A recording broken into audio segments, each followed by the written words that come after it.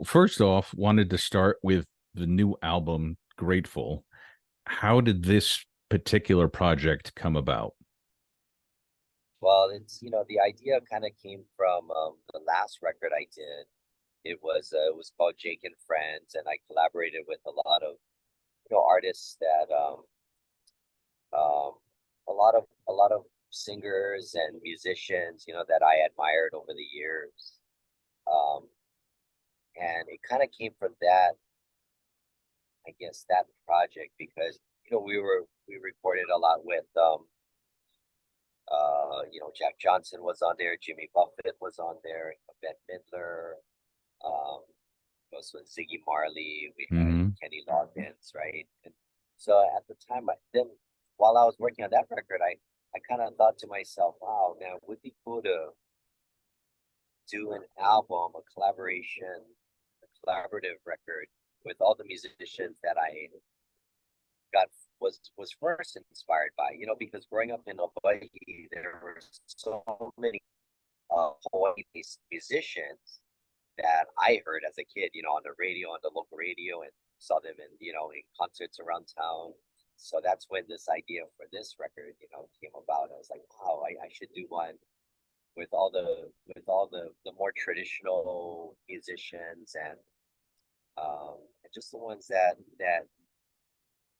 first exposed me, to the ukulele and to the music, that was made in the islands. So yeah, it was a very moving project for me, just because it really brought me back to my roots. And there's a saying in Japan, and it's Okage Samade, Hmm. which means I am what I am because of you. Oh, And so that whole I, uh, almost like a way of recognizing, all the people, all the artists and mentors that really made me the I am today. So it's called Grateful, named after one of a friend of mine, Jessica Vika Young, wrote that song Grateful. We grew up playing music together, and I think that kind of just sums up the theme of the record. Just gratitude toward all these people who mentored and coached me and inspired me, throughout the years. yeah. Well, that makes me wonder, because you mentioned all the people that you played with on the previous album, and what's more intimidating? What gets the nerves rattled more? Playing with the people from rock and blues, etc., or these other people that have, I don't know, maybe more of a personal connection because of them being part of your home. Yeah, I mean they're both I think they just impact me in a different way. You know, like take for example the first track on this Grateful record is a duet with Henry Capono, and Henry Capono is such a legend, in Hawaii, Hmm. and I never would dream of just going up to him one day and saying, "Hey, Uncle Henry, would you want to come and record a song with me?" Like, I mean, that's like going up to, Jimmy Buffett and saying something like that, Right, right? right. Or Vince Gill, or I mean, Yeah. so it's very intimidating, But the way that came about was I just happened to be flying home one day from the neighbor island, and when I got on the plane and I looked at my seat, I had an aisle seat, and the seat next to me was actually Uncle Henry Capono. He was sitting there, Oh. so I was like, oh my goodness, I'm on his flight.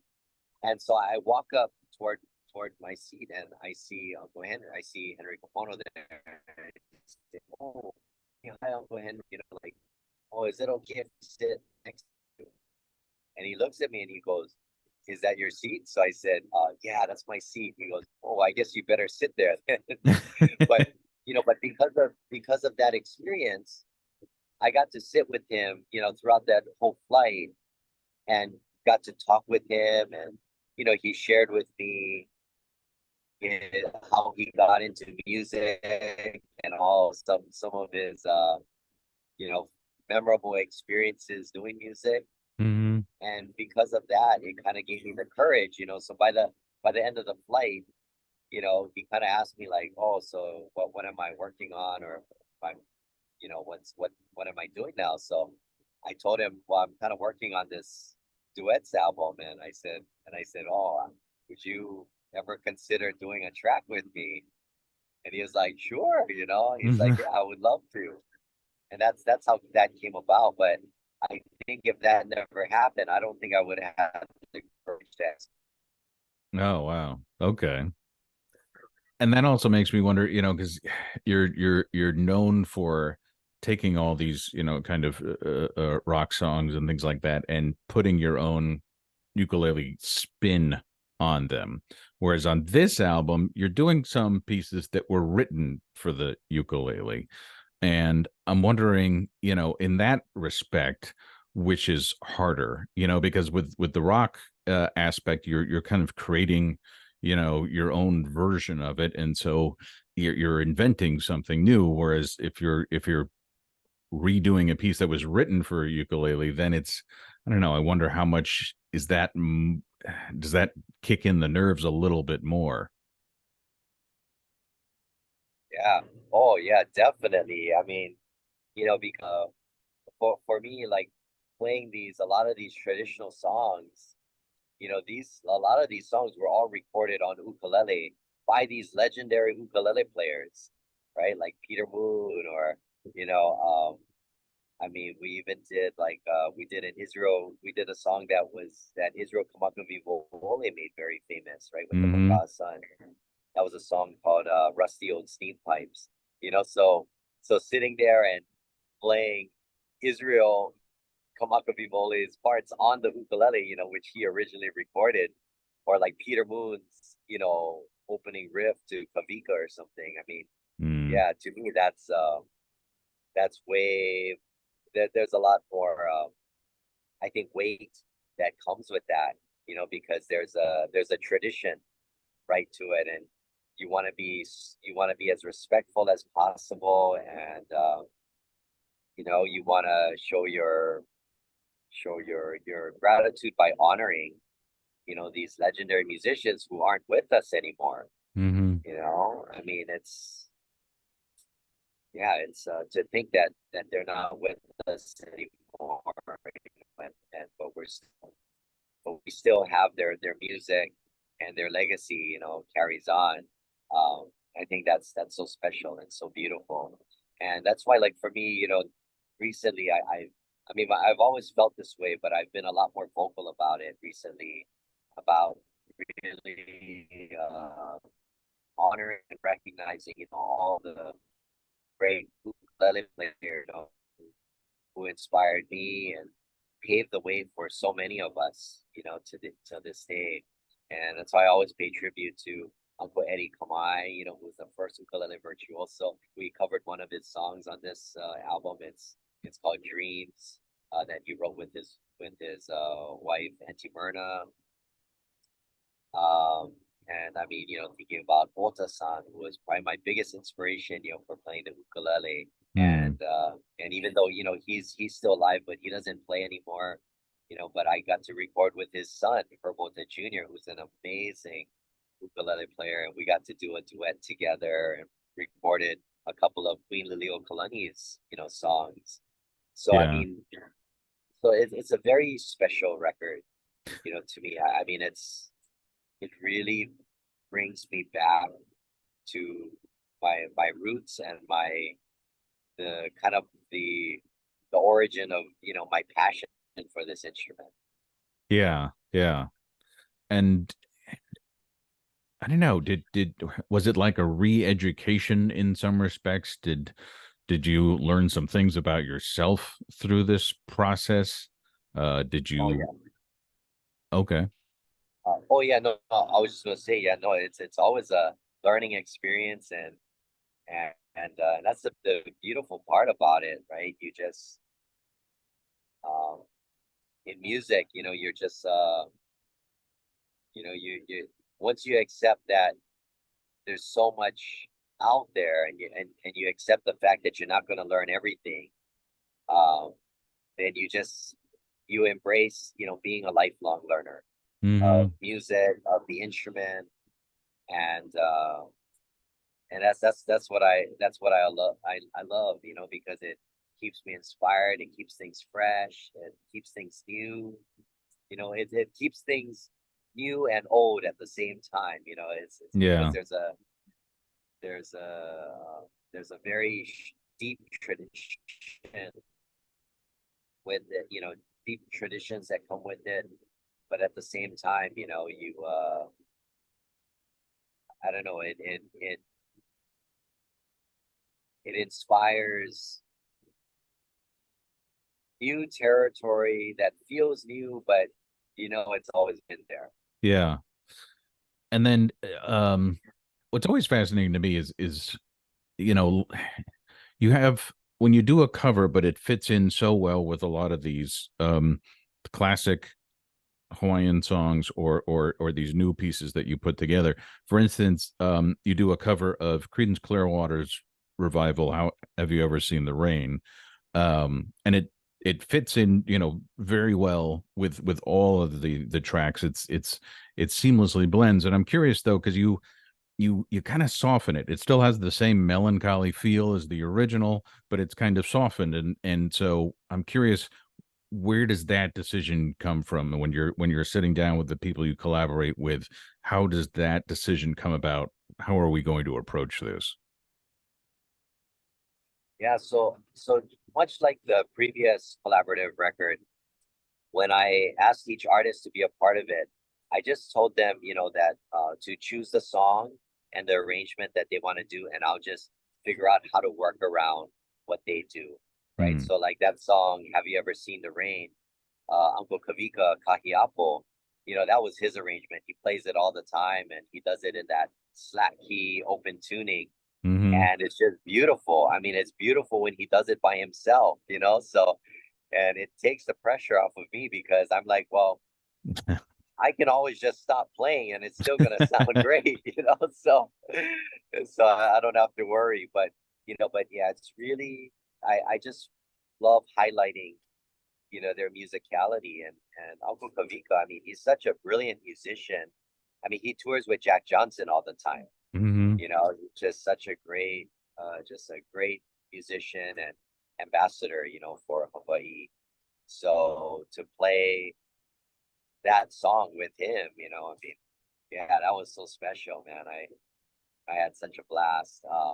It's beautiful, and when his Yeah. voice comes in, it's just like it just hits you deep inside, your soul, Yeah. and it's absolutely beautiful. Yeah. And I've said this before, it's also a sign that, like, really great songs can be reinterpreted and, sound completely different from the original and still have the same punch to it. And I think that's a great example. Um, and then, you know, I'm wondering about also, and I don't know if this is even something you can compare, but from a technical standpoint, what's more difficult to play? Something that's fast and is in a flurry of notes, or something like a track you recorded for this one, the cover of Hallelujah, which is much slower paced, has fewer notes, but it seems like you have to imbue each one with a lot of emotion and feeling. So, which is more challenging for you? They're both very challenging. I think when I was younger, I used to always just think, oh, faster songs are harder, right? And that's always that mentality, but playing and playing for notes um is very challenging, if you are if you're trying to if you have a lot to say, Hmm. you know, because it's almost like you're trying to tell us an entire story, but you can only use 50 words, Yeah. and it's hard. You have to be very selective, and at the same time, you have to be able to put more into each note. And when you play faster songs, you can rely on rhythm to help carry, the energy or the feel or um, or just the that continuity, I guess. Hmm. Uh, but when you play with a lot of space, you don't really have that to fall back on, and you have to feel right Yeah. where that note needs to be placed and how it needs to be played. And um yeah, so there's a lot that goes into both. I think, whether you're playing fast or slow, and they both have their challenges, and they're both fulfilling, in just different ways. Yeah.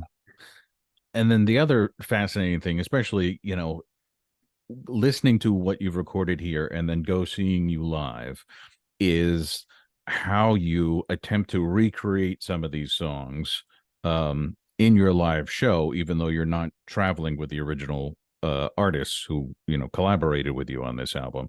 And then there's the song, I think it's called Piano Forte, um, where this is another one where in the live session you create a loop live on stage that you then play to, you accompany yourself. um First off, I'm wondering, with those songs, has there ever been like moments in live where you record the loop and then you're like, it's not quite right, i'm gonna I'm gonna re-record the loop before I dive into the second part? Yeah, I haven't, knock on wood, that hasn't happened in a performance yet. But one thing that I did do once was, I I I started the song. I started the song, but I forgot to. I thought I hit the record button on the looper, but I guess I didn't.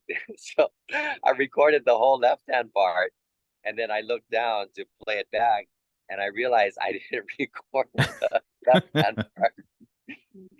So I was just going to, like, so I laughed about it and apologized, and like, I forgot to record that. So I was Right. like, oh, but I was thinking, oh, if I try to re-record again, it's gonna be so long. But the audience was like, no, no, play the whole thing. So I was like, all right. So I basically, I did a little shorter version of it. I started from the B section, but I looped that, and then, yeah, and then played Right. the ending. So yeah. I mean, if nothing else, I think it confirms that as an audience member, it's cool because it confirms that you're doing all of this live. There are so many artists out there now that use pre-recorded loops and tapes and all that kind of stuff. And you could easily do that, but I think what makes it interesting, what makes each night different, is that you are creating these as you go. And so um you know I'm curious, as you accompany yourself, when you're listening to what you just played and the recorded part that you're playing along with, are you also like, oh, the first version of me is playing this a little different tonight, or a little faster, a little slower? Yeah, it's I feel like just the moment dictates the the tempo and the feel and the timing, of everything. And that's what I love. It's To me, it's less pressure when you don't feel like you have to recreate something exactly the way you did it before. Hmm. And if you just embrace that, hey, tonight's a completely different night, so we'll just see what happens, right? I mean, so much of that is, I don't know, it's freeing. It's kind of scary too, but Yeah. it is freeing, and I love doing that. I mean, one of my favorite things to do is, like, when I sit and practice, I just, like, I'll set up my looper, and I'll just play, not knowing anything, what I'm gonna do. and sometimes I'll set a short loop, sometimes I'll set a long loop, and I'll just, yeah, just try to create something, and sometimes it comes out pretty cool. Sometimes it's like, whoa, this is Yeah. very different, So, but that's the thing, right? With creativity, right? There's no right or wrong. So Hmm. it's just, sometimes you're trying to create something that's beautiful, but sometimes you're trying to create something that makes you feel uncomfortable, Mm-hmm. and that's Interesting. there's nothing wrong with that, because that's just part of the creative process, and but of course, if you create something uncomfortable, my personality is to immediately play something that's comfortable. So it's okay to be uncomfortable, but I don't like to leave people feeling uncomfortable for too long, Right. right? And but that's the beauty and the joy of creating something live is you kind of don't really know where it's going to go, but um, and a lot of it too, it's even if I'm up on stage by myself, I've always felt it's still a collaboration, because it's a collaborative effort with the audience. The Hmm. experience, it's not an experience until there's someone on the other side who takes it in and then processes it, right? And then Hmm. makes something of it. And it changes their energy, their chemistry, and to me, that's what truly creates the experience. Mm-hmm. So it's always a collaborative effort, and I and I do love that. I know that it's out of my control, and it's not truly in my hands, but the whole experience, it's in everyone's hands. And I also So, recognize that, everyone's going to walk away with a different experience, and right. hopefully whatever that experience is what that person, needed or wanted the experience to be. But so you're also saying there's kind of a feedback loop. And so not only are you affecting the audience, but you're affected by the audience. And so Oh thus yeah. the audience will influence how you play or what you feel on a nightly basis. Yeah, I mean, you can get really deep into it too, right? Because even like the notes and the sounds that you play, right? They start with some kind of feeling inside of you, and then it Hmm. comes out. But by the time you hear it back and you process what you just played, it's different, right? It's a completely different Oh. thing. So that is changing your next step, right? And then Hmm. so it's this constant circular rotating, like just this rotation that is constantly happening, and that's why I don't know, and I think that's what's so beautiful, and I think that's what makes live music so special, is Hmm. because like when you're listening to recorded music, you know every note that's played is not being affected by what that speaker is hearing, or the CD Right. player, or or your digital MP3 player, right? It is what it's already recorded, and it's just going out, Yeah. right? But when you have the live performance, it is the musician and the audience being affected by the same thing that's happening in the room, but also triggering the source of it as well, to Hmm. make these subtle changes, and to be influenced, right? So yeah, so it's a magical thing. Yeah. And speaking of that musical conversation, for the last several years, you've toured with a bassist, and you're currently touring with the bass player Jackson Waldorf. And and he was fantastic, and I love that you let him, give his time to shine and take little solos here and there. What I'm wondering though is, what do you look for in a bass player? Oh, that's a great question. Yeah, his last name is Waldhoff, like W A Ah, W A L D H O F F. Yeah, Okay, Jackson Waldhoff, and sorry. Well, he's fantastic. I mean, I love playing with him. You know, he's a great musician. I just love his feel and his philosophy and how he approaches music. Um, and you know, and he couldn't be a nicer guy. I mean, he's just got such a big heart. He's so thoughtful, so mindful, so present, and that's such a beautiful thing, you know. And I just feel like we have that chemistry. Like he knows where I'm going and what I'm trying to do. And the nice thing about the ukulele and the bass is, you know, they kind of complete each other as an instrument, right? Because if you look at the piano, the bass is like the left side of the piano, and the ukulele is like the right side of the piano. So yeah, they really kind of complete each other. Someone made a joke the other night because I told them I said something similar to that, and they said, "Oh, so like Jackson is like your left hand man then, you know, because he's the left side of the piano, so yeah, he's the left hand." So I replied, I said, yeah, so I guess I would be his right hand man. but it's interesting that what you focused on first was not necessarily his technical proficiency, but like who he is as a person. Oh yeah, no, I think that's you know, for any artist, right? I mean, who they are as a person is I don't know, like if you feel that in their music, you know, you it's like I feel like people's personality really the way that they play, you know, kind of reflects their personality in a sense. Mm-hmm.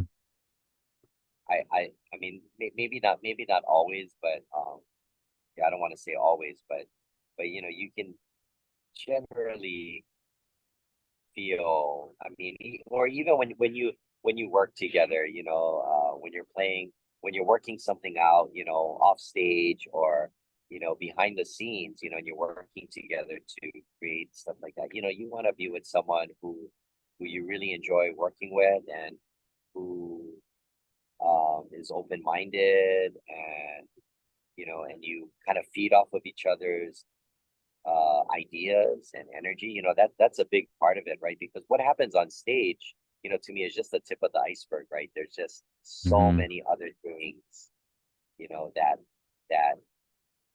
are that set the foundation, you know, for that you don't that normally people don't see, you know. And to me, those are the moments that really make the magic happen, you know, when you're on stage. Mm. You know, it's special, you know, when you have people on stage that truly care about each other and and you know look out for each other and support each other. Um, you know, when you get up on stage and it's time to perform, you know, there's yeah, you play honestly and with no ego because you know there's no judgment, Mm. you know, and you know that hey, no matter what, you know, like oh, yeah, you know, no matter what happens, you know, we're gonna be there to support each other, right? You know, Mm-hmm. so that's such a great feeling, you Yeah. know. Yeah. And there was a write up of your show that came out just like in the last day or two. A publication up in Dartmouth did a piece about your show there, and one of the things it mentioned was it talked about um, it's not uncommon for there to suddenly be like an uptick in interest in playing the ukulele after you've come through town. You know, sales of ukuleles, ukulele lessons, all this kind of thing. What I'm wondering though is, um, you know, because I'm a horrible drummer, but you know what drew me to it was hearing all these great drummers, you know, and rock and stuff like that. And you get inspired when you see, people on stage, and it just hits you, and it's like, I want to give that a try.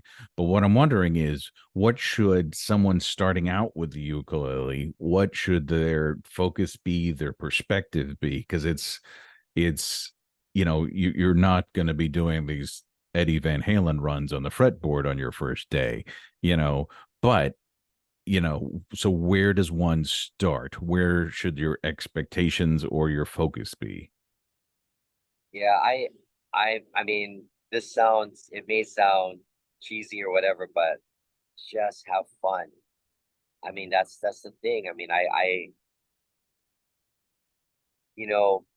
have kids now, and they're involved in sports, right? Hmm. And I kind of look at it that way, like youth sports. It's like at that age, right? At that young age, it should be about like having fun, getting playtime, like having that time on the field or on the court, and just being able to make mistakes on the court, and having, and hopefully, having that moment where they make their first shot, or score their first goal, whatever, that feeling, that's what you want them to have. And it's the same thing to me, like with playing an instrument. In the beginning, yeah, it's uncomfortable, it's hard, but then they do it, and it's like, Mm. I can do it. And that's the feeling that you want them to have, because that's what's gonna that's what's gonna motivate them to take the next step, right? And learn that next chord, or learn the rest of the song, or Yeah. just, I mean, because for me, when I first started playing, even when I was in high school, I didn't think I wanted to be a professional musician or anything like that. It was always my passion, and I loved it, But growing up in Hawaii, there were so many great ukulele players, and I mean, there was our, like, Ota-san, like, he was one of my heroes, and I was like, oh, Ota-san's so great, I'm never gonna be able to, be like that. So I never ever considered being a professional musician, Hmm. but I knew I would always play the ukulele, because I was always shy, so I just played, by myself or with friends. But I guess, I think it was, yeah, just kind of one thing led to another. I started playing with other people that played music, and we just had fun. And then people would ask us to, hey, can you come and play at our at a graduation party or a birthday party, just come Hmm. jam some songs. And that's how it started out. It was just fun like that. Yeah. um Although so the I the would just say, have fun, enjoy it, make it enjoyable. I mean, the last thing, you know I I have had some friends and some people that I do know that were forced to play an instrument when they were young.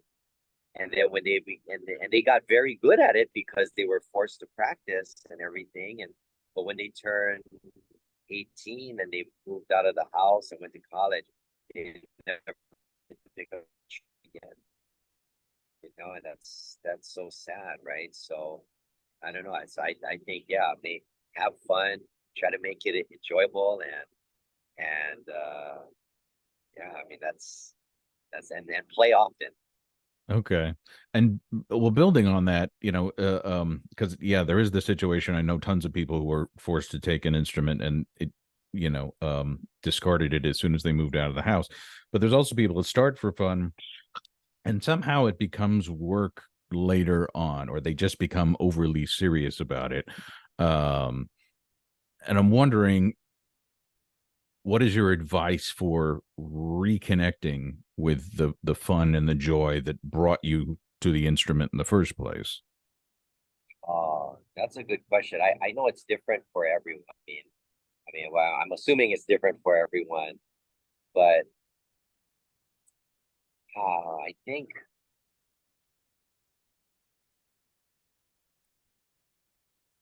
yeah, I don't know. It's hard for me to say, because honestly, it's always been.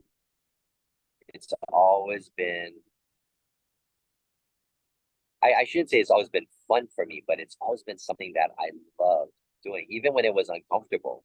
I mean, there were moments where I just would get so frustrated because I couldn't do something, Mm. you know, but but the feeling of overcoming that obstacle one day was so addictive, I guess, in a Mm-hmm. way, that I wanted to push through it. I wanted to just keep putting in those hours, because I knew some point I'm going to get this, Mm-hmm. right? And then when you do get it, it's like,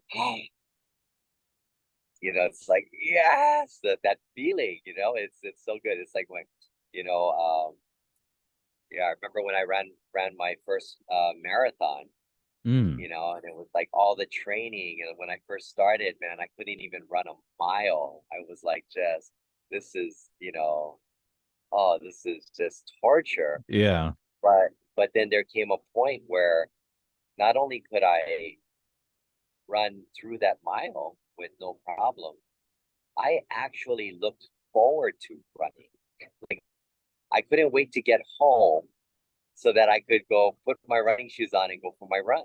Mm. It just became like this enjoyable sensation and routine, for me. And prior to that, I hated running. I never wanted to do any running. That's like I had to, right? But Yeah. Yeah.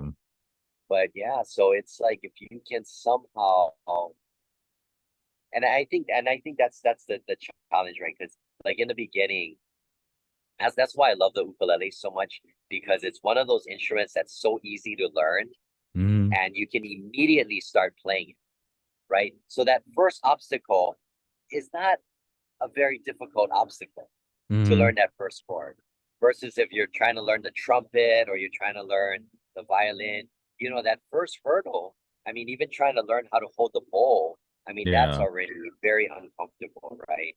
So you have to have stronger will, right, Yeah. to play those instruments, from a very young age. But the ukulele is so nice because it's like immediately you can pick it up and start playing. And then so that first hurdle is not a difficult one, but you feel that and you're like, wow, I can do this, Mm-hmm. and then you tackle your next hurdle and next hurdle, and you get more proficient, and the hurdles get a little tougher, Yeah. right? But if you can find enjoyment in getting over those, I mean, yeah, I'm still trying to tackle. I'm constantly trying to tackle hurdles, right around me, with the ukulele. But man, every time you get through one or you get closer to getting through one, man, that feeling is it's so good. Mm. Yeah. And then finally, so you know, I'm a coffee Ah, drinker, and um this has been our since you came through town, this has been our weekend go-to coffee. Um and it's very good. But I'm wondering, how did you get into the coffee business? well, I love coffee. I drink coffee every day. And but it was really, I came across this company, acoustic coffee company, and they're just the nicest people. They've worked with a friend of mine, Tommy Emmanuel, who I'm a huge fan of, and Mm-hmm. but he did a line of coffee with them, and I don't know if he recommended my name to them or something, but anyways, they came over to the show. Rich and Mike are their names. They came over to one of our shows and talked to me about what they do. And what I love about their coffee is not only do they make great blends, but they're so community minded. So every artist that they work with, or every luthier that they work with, to make these coffee blends, there's always some kind of uh, charitable attachment to it. And so when we started working together, we talked about some some nonprofits that I work with that kind of fit, with their mission as well. And so with this coffee, every bag sold, a portion of the proceeds goes to three nonprofits that I work with. One is the Ukulele Kids Club, which focuses on a lot of music therapy and using ukuleles, right, for mental health and any kind of medical, right, like kids that are going through cancer treatment. They help to provide instruments for them. And then also guitars and ukes in the classroom. They're another Mm-hmm. wonderful nonprofit that helps to provide instruments, to schools. So that's kind of a music education, support. And then the third one is another company that I work with, organization called the Coral Reef Alliance, and they're all about coral reef, saving the coral reefs and coral restoration. And growing up in Hawaii, like just being just loving the ocean, Yeah. coral reefs are have always been such a big part of my life. And so we have the music therapy, music education, and then also the environmental, charitable connection to the coffee. And I think it's wonderful. And it's a 80% Honduras Mm-hmm. blend with 20% Kona coffee. And, And and I personally, I like it. Not that not that I know a lot about coffee or anything, but it is something that I like with my coffee. Very, very smooth and mild, so yeah. yeah, no, it tastes great, and and it's I don't know, it's smooth. I like it. I like it. Oh, thank you. Sure.